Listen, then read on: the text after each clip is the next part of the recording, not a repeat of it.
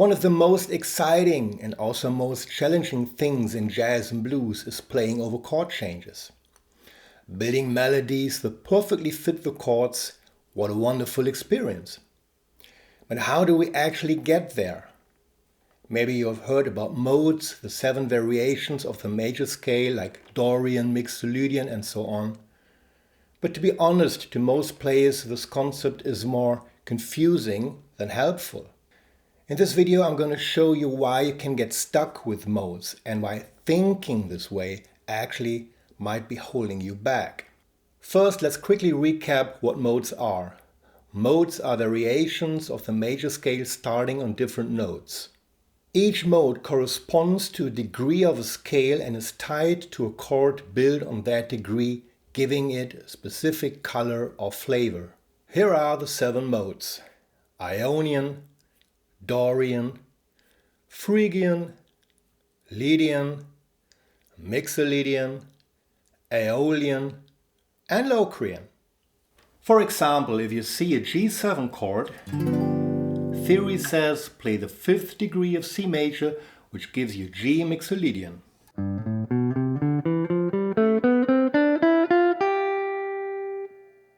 Sounds simple, but it's not very musical if all you are doing is thinking about starting on the scale note instead of playing the chord itself. Let's take a chord progression: C major 7, D minor 7, E minor 7 and F major 7. If you follow the theory strictly, you get C Ionian, D Dorian, E Phrygian and F Lydian.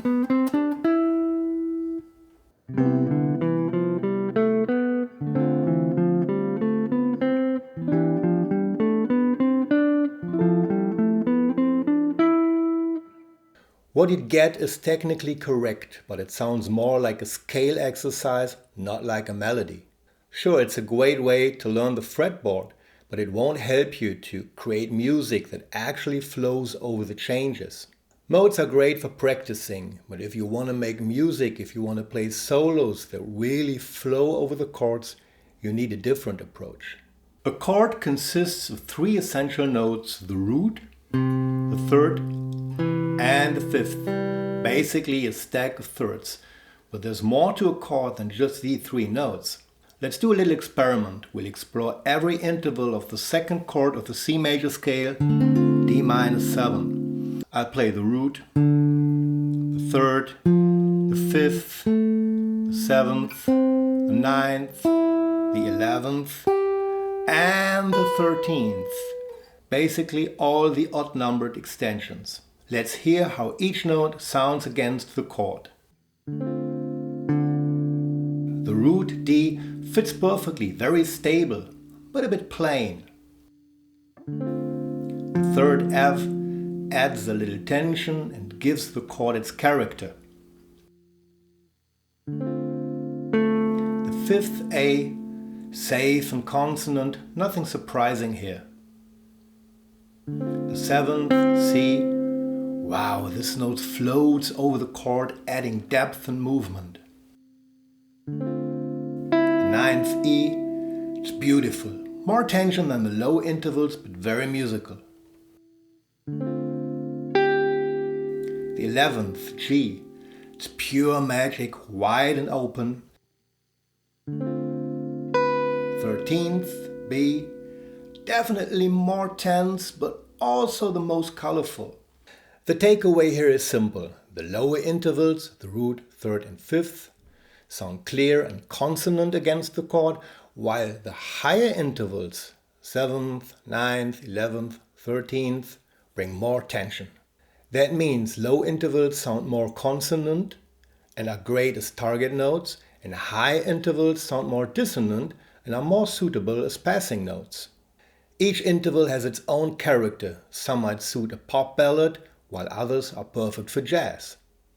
If you want to play it safe, stick to the root, the 3rd and the 5th and treat the other notes as passing notes to create a nice and floating melody. Now let's hear how this sounds over a backing track. First I play only the root note over each chord just to get into it, and then I play a melody targeting the root. Then I will do the same with the third and the fifth. Want to make sense of the fretboard without drowning in theory? Join my newsletter at markusbuck.de and get a free PDF with clear, actionable scale diagrams, major scales, pentatonics, blues scales, and more. Start soloing with confidence today.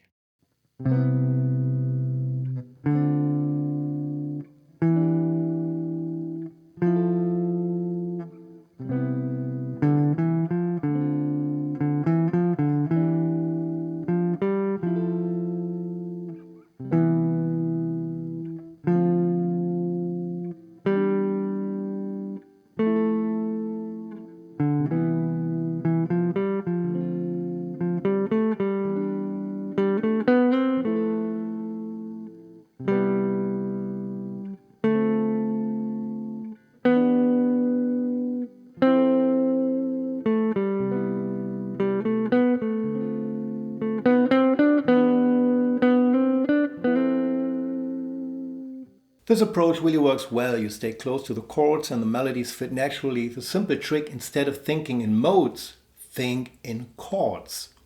Remember how we stacked the intervals, root, third, seventh, and so on. Together they form kind of a giant 7-part chord. Now we bring all those intervals into one single octave. What do we get?